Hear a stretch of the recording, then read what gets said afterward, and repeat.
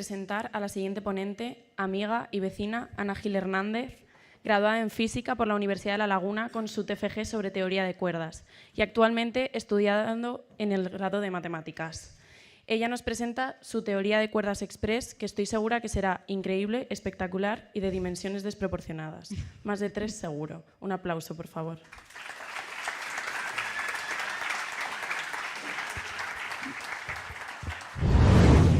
Hola, muchas gracias a todos, gracias Tania por presentarme. Efectivamente, yo vengo hoy aquí a presentarles un poco de qué va eso de la teoría de cuerdas, porque supongo que todos los aquí presentes, o la gran mayoría, alguna vez habrán oído hablar de qué va eso, de algo de la teoría de cuerdas, pero no saben bien de qué va. Si a mí a veces me preguntan, ¿pero qué cuerdas? ¿Las de toda la vida de los marineros? ¿La cuerda de una guitarra? ¿Qué es eso? Vale, pues yo espero que por lo menos hoy salgan un poco con la idea de qué va y de dónde surge todo esto. Bueno, estos son los temas que voy a tratar, una pequeña introducción, voy a hablar un poco de las cuerdas no relativistas, ecuaciones del movimiento, etc. Entonces, bueno, para empezar, la teoría de cuerdas surge en principio como una teoría unificadora. ¿Qué quiere decir esto? Que puede explicar las 4 interacciones fundamentales, que serían la electromagnética, nuclear fuerte, nuclear débil y la gravitatoria. Como ya vimos en la ponencia anterior, el modelo más aceptado hasta el momento es el modelo estándar, que está formado por 12 partículas fundamentales, nada más y nada menos que 12.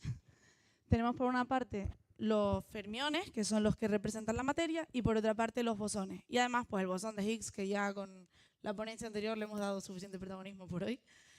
Y en general depende de 22 parámetros libres. Entonces a alguien un día se le ocurrió, en vez de suponer una partícula como un punto, darle una dimensión. Y entonces ahí tendríamos una línea, una cuerda. Y de ahí surge el nombre de toda la teoría. ¿Qué pasa? Que a partir de simplemente una cuerda, que el único parámetro que tenemos es la longitud de la cuerda, podríamos representar todas estas partículas fundamentales. Pero claro, solamente estamos hablando de cuerdas idénticas. ¿Cómo vamos a sacar de ahí 13 partículas? Pues resulta que si suponemos que la cuerda puede vibrar, igual que lo hacía, pues, por ejemplo, la de la guitarra que mencioné antes, en una guitarra, según cómo se mueva la cuerda, podemos tocar un la, un sol, un re. Y en este caso podemos suponer que tenemos distintas partículas. Según cómo se mueva la cuerda, podemos tener un quark, un fotón, un electrón, etc. Entonces, cada modo de vibración daría lugar a una partícula fundamental distinta. En las teorías de cuerdas realmente no es una única, hay varias, y aquí la que voy a hacer es la teoría bosónica, que es la más sencilla y por eso es la que voy a hacer.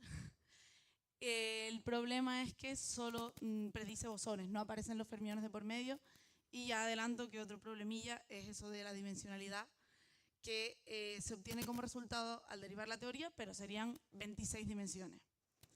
Luego hay otras que serían las teorías de supercuerdas, que ahí sí aparecen los fermiones y la dimensionalidad se reduce a 10, así que aún así todavía nos sobran muchísimas dimensiones. Claro, yo me imagino que en este punto muchos estarán pensando, a ver, ¿y cómo es eso de que hay cuerdas, de que hay no sé cuántas dimensiones y nosotros no estamos viendo nada? Pues uno de los argumentos más fáciles sería simplemente decir que por la tecnología que tenemos. Realmente, de la tecnología que tenemos disponible, la menor distancia que hemos podido observar es del orden de 10 elevado a menos 18 metros. Mientras que la cuerda se supondría que tendría una longitud de aproximadamente 10 elevado a menos 35. Así que hay varios órdenes de magnitud ahí de diferencia que pues, no somos capaces de observar. Y luego, respecto a las dimensiones, tenemos una herramienta que se inventaron los matemáticos y nosotros nos apropiamos de ella, que es la compactificación. Esto sería, pues, como un ejemplo sencillo, podríamos pensar en un hilo, como por ejemplo esto que vemos aquí. Si lo vemos desde una escala mucho mayor, parecería solamente una dimensión, que sería la longitudinal, pero en realidad si ampliamos, si hacemos zoom, vemos que habría otra dimensión compacta, que sería la que formaría el círculo alrededor. Y lo mismo pues podría pasar con las cuerdas. Nosotros podemos estar viviendo en nuestro mundo macroscópico, nuestras 3 dimensiones de confianza sin enterarnos de nada, pero si hiciéramos mucho zoom, nivel la escala de Planck, a lo mejor podríamos ver que hay dimensiones extra. ¿Y qué es lo que hizo que esta teoría de cuerdas fuera tan famosa y pegara un bombazo? Pues que permite describir la gravedad cuántica. Eso es algo que hasta el momento pues, no había sido posible. Y con la teoría de cuerdas es un resultado que aparece un poco por arte de magia, sin buscarlo. Entonces, pues gustó mucho, como por los 70. Vale, pues para empezar a derivar la teoría vamos a usar el principio de mínima acción, que eso es algo que supongo que verán como mecánica y ondas por ahí. Que lo que vamos a hacer es partir de una densidad lagrangiana, integrando esa densidad lagrangiana, tenemos el lagrangiano y luego la acción. La acción suponemos una pequeña variación que igualamos a cero. Esto quiere decir que las cosas, si no las tocamos mucho, si no molestamos, las cosas no se mueven. Entonces, en nuestro sistema, primero vamos a suponer una cuerda, simplemente una cuerda no relativista, de toda la vida. Tenemos un sistema de una dimensión y suponemos movimientos transversales. Entonces, los estudiantes que hayan sufrido ya, superado mecánica y ondas, a lo mejor les suena que el lagrangiano se define como la energía cinética y una parte asociada a la energía potencial. Integrando todo eso, llegamos a esta barbaridad aquí, que tenemos que integrar. Asusta un poco, pero no pasa nada, porque lo que tenemos que hacer simplemente es poner unas condiciones iniciales y unas condiciones de contorno que veremos ahora. Y claro, aquí nos queda un término que a ver qué hacemos con él. No pasa nada, lo igualamos a cero, lo llamamos ecuación del movimiento y listo. Y todo vale cero, todo funciona. Las ecuaciones de contorno, en este momento, claro, la ecuación del movimiento a la que llegamos es simplemente la ecuación de ondas de toda la vida, donde tenemos aquí la velocidad de propagación, que depende de estas constantes, que serían la tensión de la cuerda y la densidad de masa. Ahora sí, las condiciones de contorno, normalmente las que se suelen usar son estas que se llaman las condiciones de Neumann y de Dirichlet, pues que tendrán esos nombres porque serán los primeros físicos que se les ocurrió amarrar una cuerda. Las de Dirichlet son literalmente tener los extremos fijos y que se mueva el resto de la cuerda, mientras que las de Neumann serían tener la cuerda fija como si fuera dos ejes donde se podrían desplazar verticalmente y el resto de la cuerda pues también oscila. Vale. Una vez teniendo la cuerda no relativista, vamos a pasar a la cuerda relativista. Primero tenemos que hacer un pequeño paso por relatividad, porque para definir la acción de una partícula relativista lo que usamos es la línea de universo. Resulta que un día tú entras a clase de relatividad y todo lo que te han contado en la carrera, pues te dicen, olvídate de esto de 3 dimensiones, ahora vamos a usar 4. El espacio-tiempo es toda una misma cosa, agrupamos el espacio en una dimensión y el tiempo en la otra. Y esto que queda aquí sería lo que llamamos la línea de universo, que es como la trayectoria que definiría una partícula relativista moviéndose por el espacio-tiempo. La longitud de esta línea de universo es lo que se toma para definir la acción de una partícula relativista. Y vamos a hacer lo mismo con la cuerda. ¿Qué pasa? Que en una cuerda ya tenemos una dimensión. Entonces, en vez de formar una línea, formaría una superficie. Y es lo que llamamos la hoja de universo. Aquí tenemos pues, dos posibles representaciones. El área de esta hoja ahora es lo que vamos a usar para definir la acción, porque el área es un escalar y, por tanto, invariante de Lorentz, que nos conviene para suponer la relatividad. Vamos a usar estas coordenadas que aparecen aquí con muchos subíndices y cosas raras, pero realmente el superíndice simplemente es para ver en la coordenada en cada dimensión, que como todavía no sabemos, se supone, cuántas dimensiones vamos a tener, lo vamos a dejar en función de esta D, que calcularemos más adelante, y usamos estos parámetros tau y sigma. El primero sería asociado al tiempo y el otro asociado al espacio. Esto es así porque alguien que sabe más lo estudió en su momento y se supone que es la forma más conveniente. Entonces definimos con esto vectores que sean una pequeña variación en la componente temporal y en la componente espacial. Y aquí tenemos un pequeño diferencial de área que podemos definir integrándolo y ya llegaríamos a una expresión algo así que depende pues, eso, de las derivadas, de cómo vaya variando las coordenadas respecto al parámetro temporal y al parámetro espacial. ¿Qué pasa? Que ahí ya casi tenemos la acción, pero nuestra acción debe tener unidades de masa por longitud cuadrado partido por tiempo y el área solo tenemos longitud al cuadrado. Pero que no cunda el pánico, aquí nos sacamos de la manga una constante que nos convenga y la añadimos. En este caso, Las unidades que nos faltan serían masa partido por tiempo, que sería una fuerza partido por velocidad. Como estamos usando cuerdas y relativistas, parece que lo más conveniente sería la tensión de la cuerda y la velocidad de la luz. Añadimos eso y así de fácil y sencillo tenemos la acción de Nambu-Goto, que tiene esta expresión así un poquito fea, pero realmente, bueno, pues es cómoda en el sentido de que no es más que el área y una constante. Luego tenemos otra que es la de Polyakov, que esta sí que es un poquito más fea, depende ya de la métrica del espacio, y realmente las dos son equivalentes, o sea que independientemente de la que usemos, los resultados a los que se llegan son los mismos. Entonces vamos a usar la de Nambu-Goto por comodidad. Entonces vamos a empezar ya con la ecuación del movimiento. Para derivar la ecuación del movimiento, lo mismo que hicimos con la clásica, tomamos una variación, la igualamos a 0, porque pues, el universo es vago, entonces cuanto menos se mueva todo mejor. Y definimos aquí estos operadores que serían el momento de la cuerda respecto al tiempo y respecto al espacio. De nuevo llegamos a esta expresión enorme que no es más ni menos que tener que definir unas condiciones iniciales y condiciones de contorno. Y de nuevo el término que tenemos aquí lo igualamos a 0 y así de fácil llegamos a la ecuación del movimiento. Esto todavía no lo parece mucho, no está en su forma explícita, pero es el momento derivado de nuevo.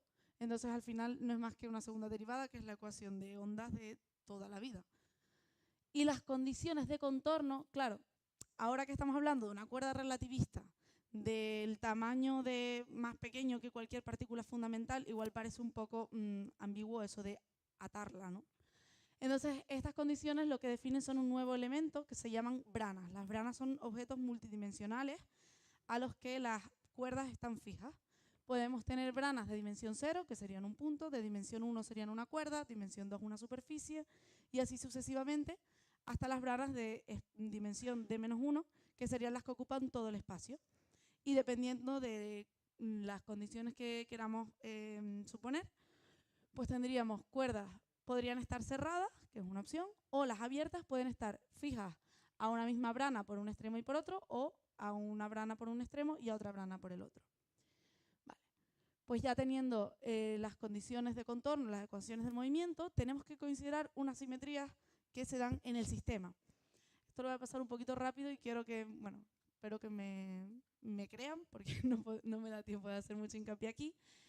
Las simetrías del sistema esencialmente son de dos tipos, las globales por una parte, que son las que se cumplen en todo el espacio y da igual donde apliquemos la transformación.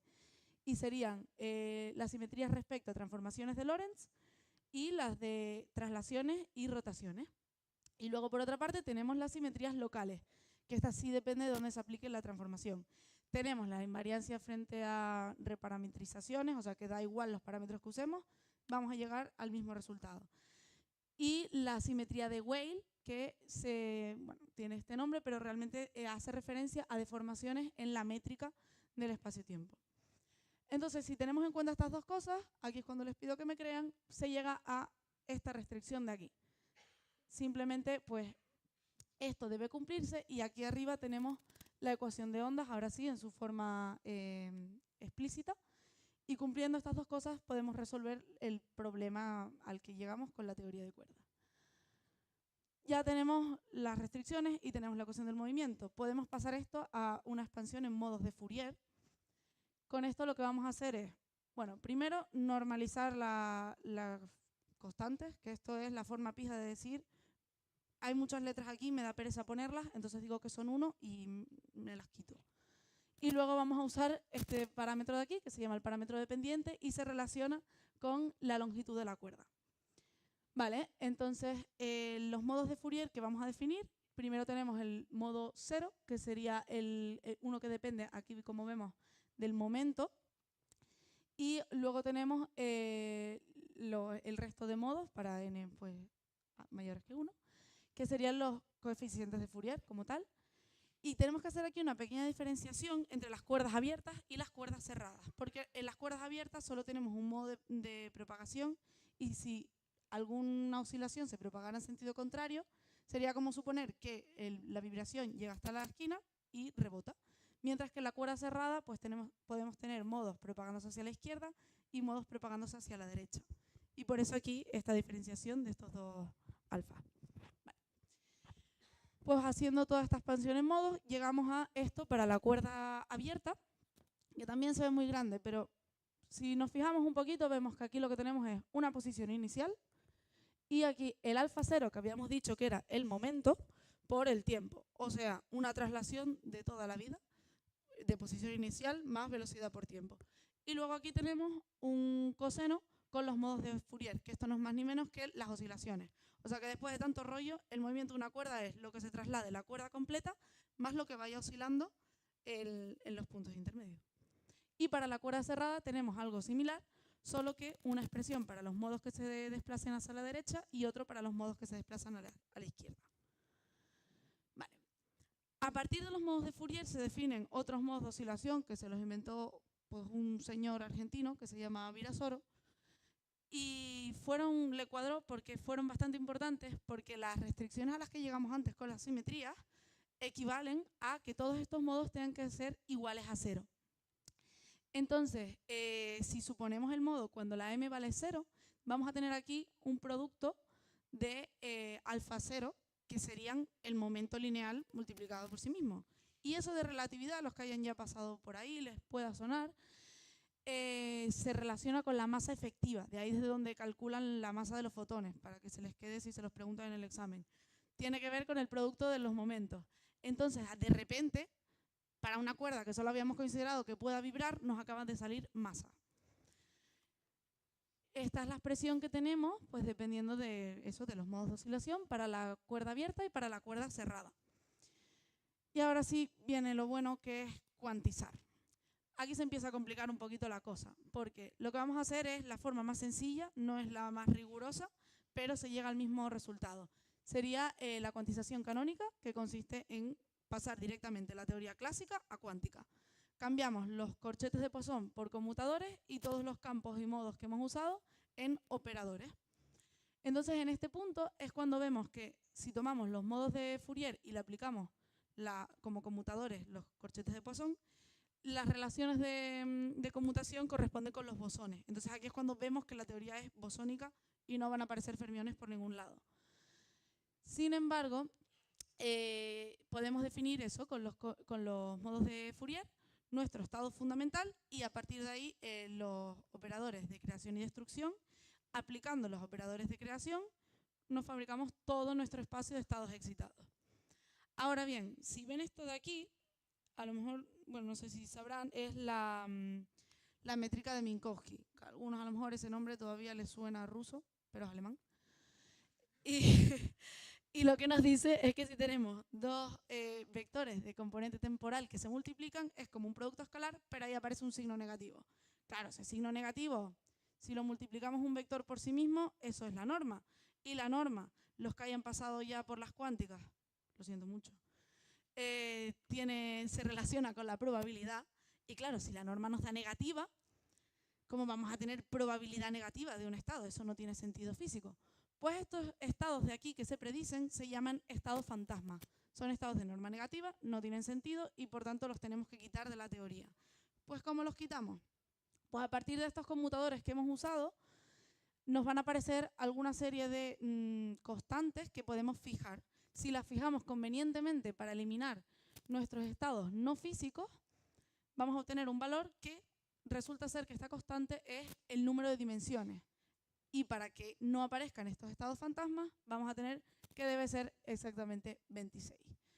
Es un resultado que también pido un poco que me crean porque no podemos desarrollarlo aquí. Pero también, aunque así se diga de forma no rigurosa, si lo hiciéramos de forma rigurosa con la teoría de campos conformes, se da este resultado. Pero aquí no hay ni tiempo ni ganas de liarnos tanto. Vale, entonces ya tenemos toda nuestra parte cuántica, tenemos nuestra forma de la masa, entonces vamos a ver qué pasa con nuestros estados excitados. Si suponemos el estado fundamental, vamos a tener estados de masa imaginaria. Un poco raro. Pero esto no es nada que aparezca aquí por primera vez. De hecho, corresponde con el taquión, que es una partícula que surge teóricamente en la relatividad especial y se supone que podría viajar a velocidades superiores a la de la luz. El problema es que es un estado inestable y debería ser el estado fundamental. Entonces debería ser estable. Se obtiene tanto para las cuerdas cerradas como para las cuerdas abiertas.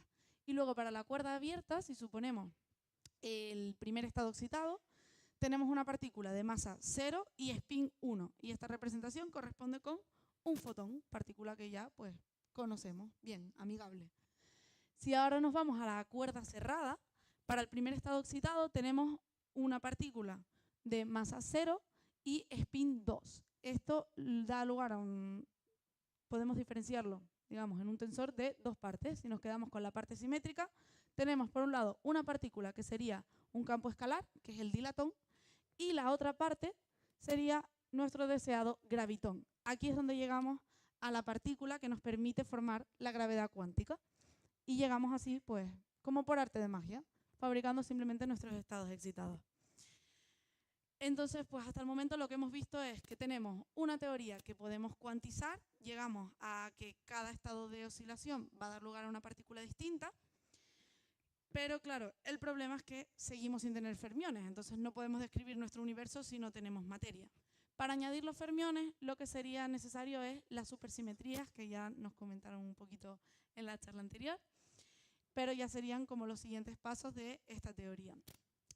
Para añadir las supersimetrías lo que se hace es construir un superálgebra, que sería 2D supersimétrico, y entonces tenemos que cada campo bosónico estaría relacionado con un campo fermiónico, y esto forma superparejas, todo súper. Y aquí reducimos el número de dimensiones de 26 a 10, que aún así todavía son muchas, que serían pues 9 espaciales y una temporal. Y esto sería lo que da lugar a las teorías de supercuerdas. Hay varias teorías de supercuerdas que dependen un poco de las simetrías que consideremos y condiciones. En total serían 5 teorías de supercuerdas y aquí también aparece una de supergravedad. Y todas ellas están englobadas en la que se llama la teoría M, que vive en 11 dimensiones. 10 espaciales y una temporal. Pero todo esto ya es nivel para el próximo nivel, para un próximo capítulo. Así que espero que les haya gustado. Muchas gracias.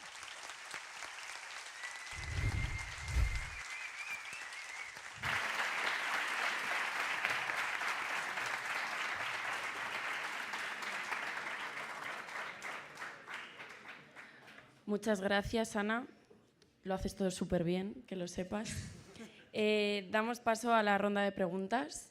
Si alguien tiene alguna pregunta.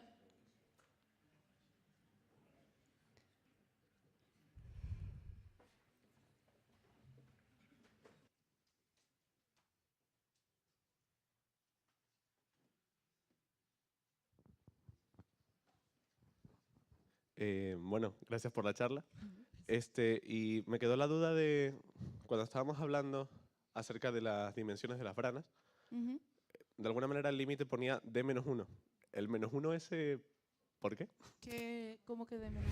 ¿Dónde? Quiero decir, partíamos de brana de dimensión 0, que era un punto, ¿Sí? luego una cuerda, y llegamos a brana de dimensión D-1 o algo así, no sé si te entendí bien. ¿Eso Llegamos a D-1 porque te tendría que quedar una dimensión en la que se pueda oscilar la cuerda.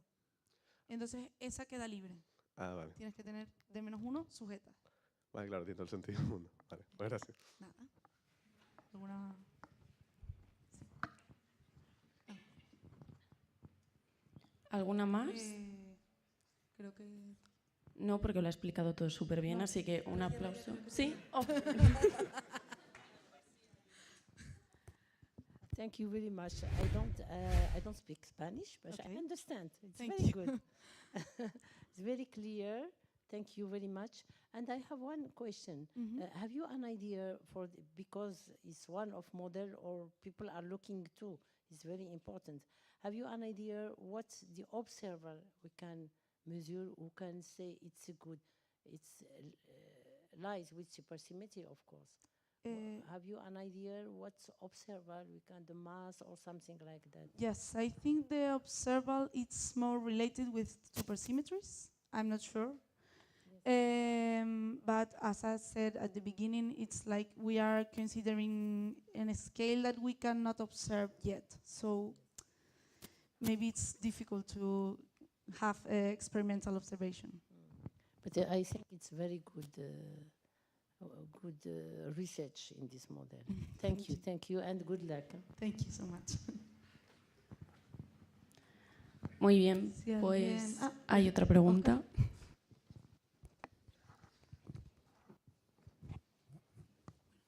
Si alguien me quiere preguntar algo luego, no soy ninguna experta, pero me pueden preguntar sin problema. Lo primero, enhorabuena por la charla. La verdad es que ha Gracias. sido muy clara. Y volviendo al tema de las dimensiones, yo también se me había quedado la duda de la dimensión esa d-1, pero pensaba que era por la dimensión temporal. Como tiene relación con relatividad, que siempre hay una dimensión extra para el tiempo, ¿qué tratamiento se le da al tiempo en la teoría de cuerdas? Lo mismo, es una más y todas las demás son espaciales. Vale. Entonces, ¿puede estar sujeta en la dimensión temporal de alguna forma a la cuerda? O... En parte tienes tus condiciones iniciales, entonces ahí ya te da un tipo de condición, digamos, de ligadura. Entiendo.